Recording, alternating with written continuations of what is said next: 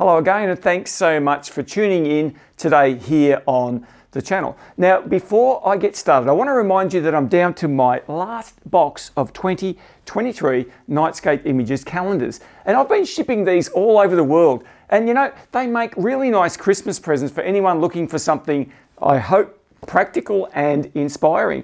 Now, the images are all my own work, and I've made the pages of the calendar quite uncluttered deliberately, so you can write your notes or your appointments easily.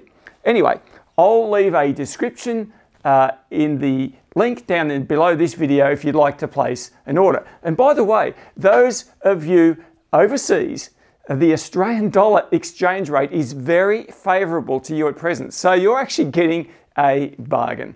All right, so in this video, I'd like to draw your attention once again to my latest YouTube interactive editing tutorial series. Gee, that's a mouthful. Anyway, I've been adding content to this recently, and the big feature is that you can download the raw image files and actually follow along with the appropriate video where I go through the complete editing and post-processing of that image. Now, some of these videos also take us out into the field where we go through the capture process as well. And I think this is really helpful because a lot of our planning and preparation to take the shot in the field is very much linked to the editing process later on. And how is that, you ask? Well, for me, I'm always asking myself when I'm actually out there shooting and especially light painting a foreground, how am I going to edit this when I get back home? And what steps can I take now to make that editing process easier? Now, I know we've all heard the old saying, oh, I'll fix that in post later on. Well, often that fixing of the image takes longer than the actual editing of everything else. So I'm convinced that often we get into trouble with our Nightscape editing because we don't put enough thought into the whole exercise before actually going out to shoot. Anyway, that's why I like to talk you through my thought process out there in the field, often in broad daylight, so we can better see the reasons for doing the things we do.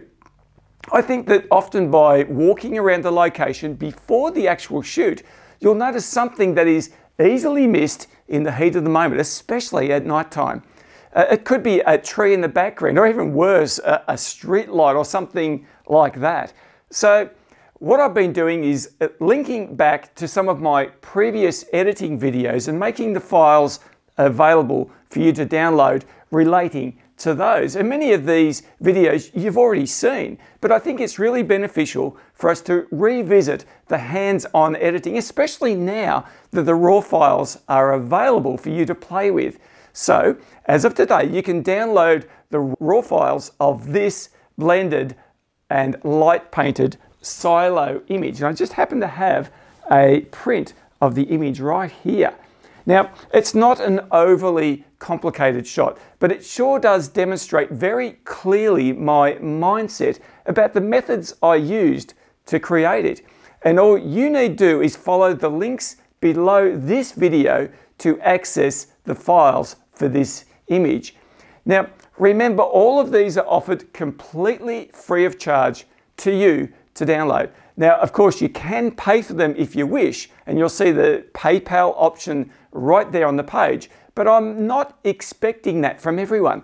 I want to make this material available to anyone who wants to further advance their knowledge and understanding of Nightscape photography. That's my passion, and that is what this channel is all about. So there you go.